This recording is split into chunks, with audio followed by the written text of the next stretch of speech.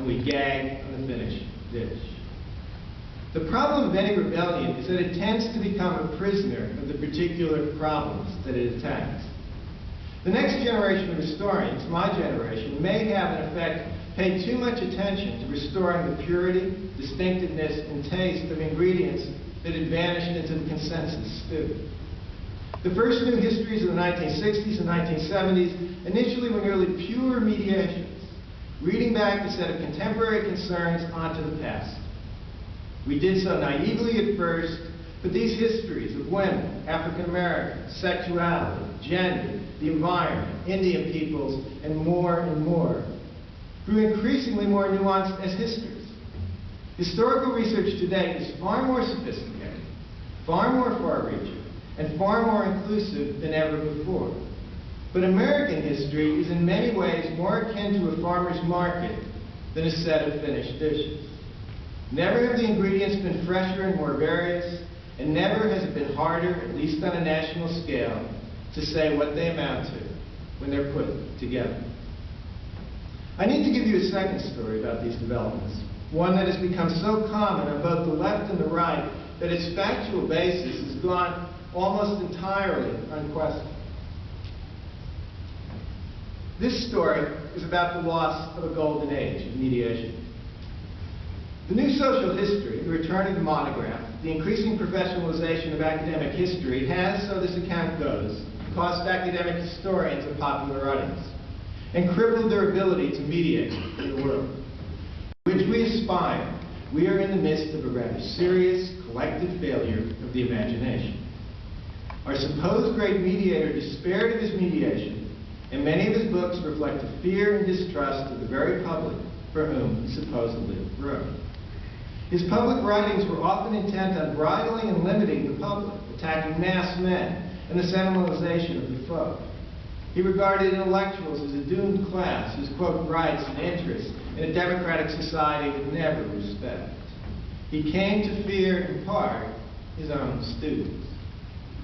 But that is not the most depressing part.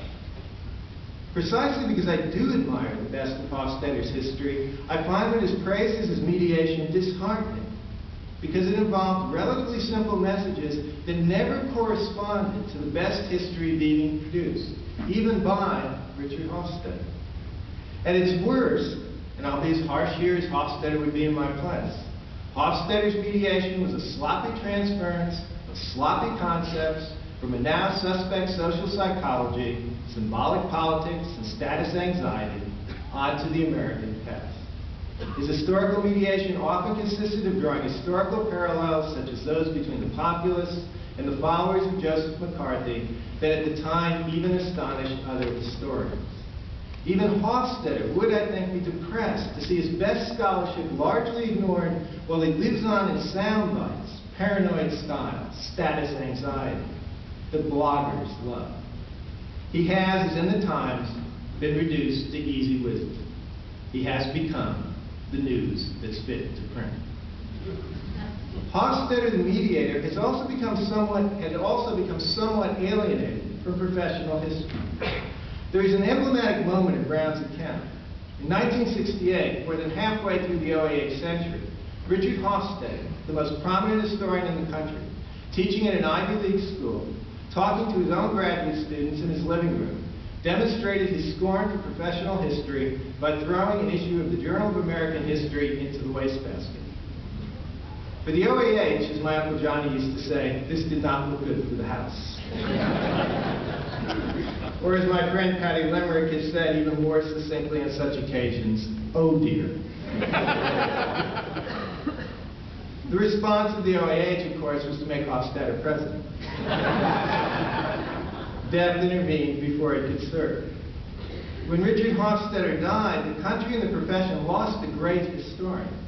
But what did not die with him was attempts at mediation. The graduate students whose alienation Hofstadter was trying to empathize with when he discarded the JAH would themselves soon be publishing in that journal. Their claim, too, would be for a public mediation. They would give voice to all kinds of people and even things in the past. They, and I should say we, because I'm involved in this, We thought that we would undo an artificial master narrative that silenced the majority of the population and denied it any historical role.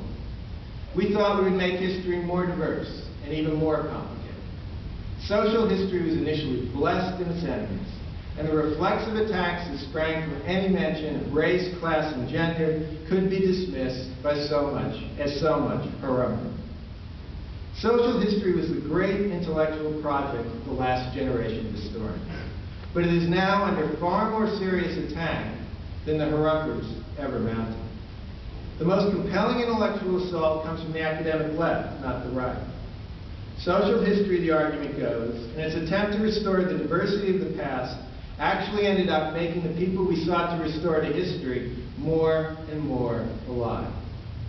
In his article on agency, Walter Johnson argues that social historians, in the name of critically assessing the creation of liberal capitalist societies, have treated past actors as if they were already autonomous liberal subjects, and not people who might have had a very different consciousness and a very different set of values. Implicit in Johnson's argument is the charge that those who set out to challenge consensus history inadvertently replicate it. Social history, too, is sought to mediate. We were ready to put our histories at work in the world, but the world seemed by and large uninterested. The last generation of historians has, of course, not been a complete failure as mediators, but we have found our niche as mediators in roles that many of our younger selves would have once rejected. We have found influence within institutions that many of us once attacked and now defend.